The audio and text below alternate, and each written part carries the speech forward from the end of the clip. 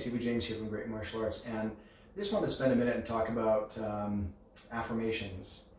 And because, we're always affirming all day long, right? It's said that we have 60, 80,000 thoughts per day, and they're generally mostly all the same from day to day. So we know that we're always affirming inside of our own head all the time. But the challenge is that we're not always deciding on what we're affirming. We're just letting our subconscious just kind of replay what they did yesterday and the day before, and before you know it, years go by, etc. We've never really taken maybe a lot of control over what we're actually saying to ourselves and affirming. So that's really just an affirmation, and we're really good at the skill already. We already know how to do it. We know how to get it from our conscious mind into our subconscious mind because we've been doing it all our life. We just didn't really know how we were doing it. So why not choose? Why not pick something, to affirm that you really want to help propel you forward, that's going to serve you and not harm you. Now, really quickly about affirmations then is the Wing Chun Pledge. The Wing Chun Pledge, when you first came in, you started saying, oh, this feels weird, this feels different, etc. But the Wing Chun Pledge is just an affirmation. That's really all it is. So it can be called the Wing Chun affirmation if you want it, or it can just be called affirmation. So all it is an affirmation, and it can feel weird at first because we're purposely saying it, trying to shift and think maybe a different way than we were before, because we're trying to establish a new habit. The new habit of learning and practicing Wing Chun. When you first came in, you were trying to establish that new habit. Depending on where you are in your Wing Chun journey, you might be still trying to establish that habit, or you already have the habit.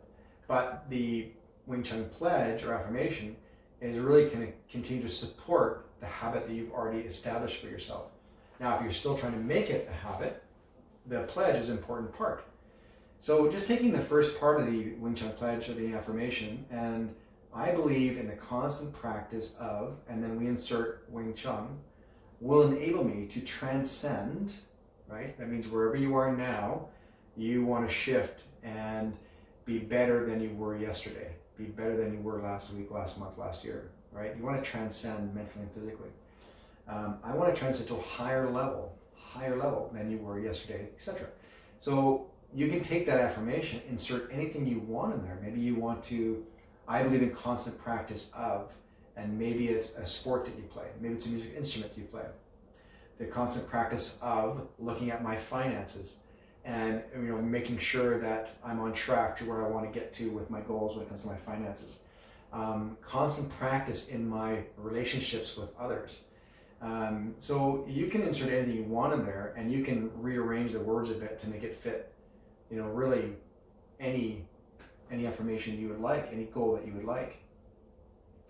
Now, the part I believe is really about you putting it into present tense.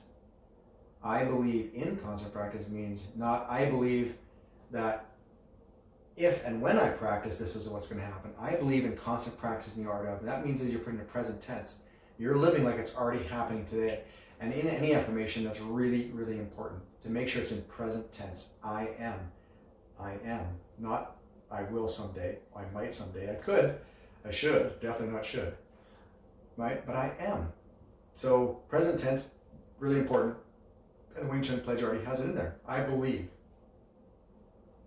Belief is about faith.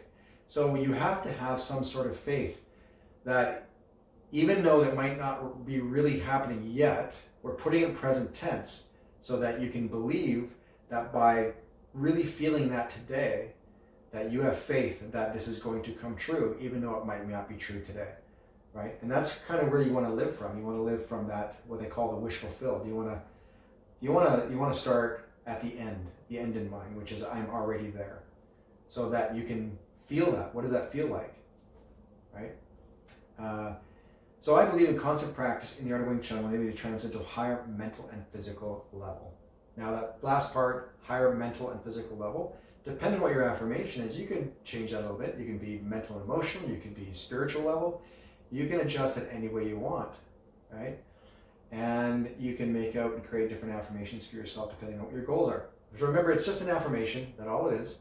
It reminds us of our goal. It reminds us maybe where we were and where we are now.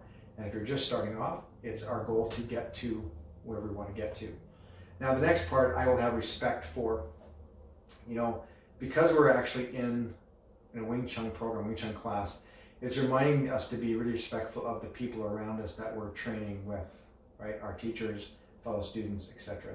So Sifus, teachers, Sings, people who started before us, Sidais, people who started after us. It's just basically saying everybody here, I want to remember to be respectful of everybody, not just in how I train, but also in the words that I choose, the language I choose, how I represent myself, how I conduct myself, both on a mental level, emotional level, and of course a physical level. Now we get to the last part, and of course, it probably doesn't need no explanation whatsoever, but having consideration and tolerance is something that in martial arts, I believe, is always striving for. To have consideration of others and tolerance of others, because it can be challenging some days, right? You might have been on your way to class and got cut off in traffic, and you might be saying the pledge to yourself, right?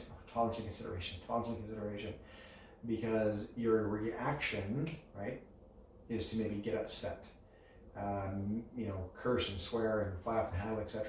So that part is really starting to teach us that we want to move from a way of being that is not reactive to responding, right? So the last part of the pledge is about, I don't want to react to things, I want to respond. It doesn't really matter where you are in your life, right? You might be, the nicest and best and kindest and most respectful human being on the planet, right? But even those people, even the Dalai Lama has affirmations, right?